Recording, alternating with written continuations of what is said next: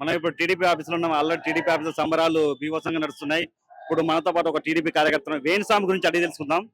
Sir actually ఈ మధ్యలో Venu Swamy 2024 Jagan CM కాబోతున్నాడు, 2029లో కూడా జగన్ సీఎం కాబోతున్నా అని చెప్పారు.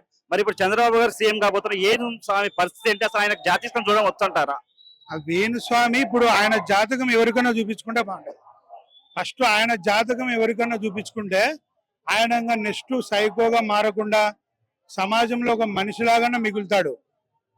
ఆయన మాంసం వేసి మందేసి డబ్బు దొబ్బి సోషల్ మీడియాలో ప్రచారం జగన్ సీఎం అవుతాడా అంటే ఒక ప్రచారం వస్తుందన్నమాట, లేని చెప్పడం.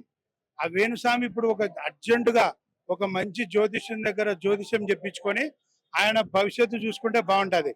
ఈ పోసాని కృష్ణమూర్తి ఒక కుక్క ఉంది హైదరాబాద్ లో.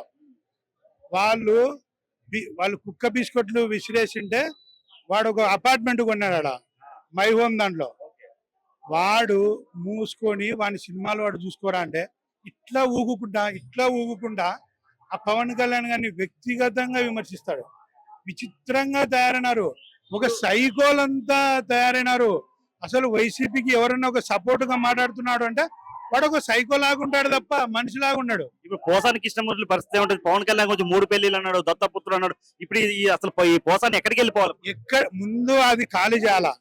నువ్వు వైసీపీ వాళ్ళు ఇచ్చినది తీసుకున్నావు అపార్ట్మెంట్ మై హోమ్ లో. మొన్న స్టైల్ గా నాది ఇంత పెద్ద ఖాందార్ అని మీడియాకు చూపించినావు. ఫస్ట్ నువ్వు అది ఖాళీ చేయకుంటే ఫస్ట్ మేము రేవంత్ రెడ్డి గారికి వినతి పత్రం ఇస్తాం. ఈ తెలంగాణ రాష్ట్రంలో ఇటువంటి శాంతి భద్రతల సమస్య తెచ్చే వాళ్ళను మీరు చర్య తీసుకుంటారా తీసుకోరా అని సీఎం గారు మేము ఖచ్చితంగా కలుస్తాం. ఈ హైదరాబాద్ లో తల దాచుకున్నారు ఇట్లాంటి వాళ్ళు. పవన్ కళ్యాణ్ గారు రేయింబవళ్ళు ఆయనంత ఒక పెద్ద స్టారు, ఆయన అంత వదిలిపెట్టి రాత్రి మగళ్ళు తిరుగుతుంటే వీడు ఏసీలో మందు గ్లాస్ పెట్టి కూర్చొని విమర్శిస్తాడు. వీళ్ళు ఇచ్చిన సొమ్ముతో. అరే పోసానిగా నువ్వు దమ్ముంటే ఏపీకి రా, ఏపీకి వచ్చి నువ్వు తిరుగు, నువ్వు కూడా ప్రచారం చేయి, ఎండల్లో తిరుగు, నువ్వు వైసీపీ సభలలో తిరిగి మాట్లాడు. ఈడ కూర్చొని మాట్లాడితే కుక్క బిస్కెట్లు వేసినారు. ఈ రోజు కుక్కనేం చేయాలా? తరమాలా? మొరిగింది తరుముతాం అంతే. మాది కడప జిల్లా. ఈ రోజు కడప జిల్లాలో 1994లో నందమూరి తారక రామారావు ఉన్నప్పుడు ఎన్ని సీట్లు అయితే వచ్చాయో ఈ రోజు తర్వాత మళ్ళీ కడప జిల్లాలో ప్రభంజనం తెలుగుదేశం పార్టీ. వైసీపీ తుడిచిపెట్టకపోయింది సొంత జిల్లా కడప జిల్లాలో. 7 స్థానాలు తెలుగుదేశం పార్టీ ఉత్త కడప జిల్లాలోనే గెలుచుకుంటుంది. ఇది ఒక 94లో ఎన్టీ రామారావు గారు వచ్చిన ప్రభంజనం.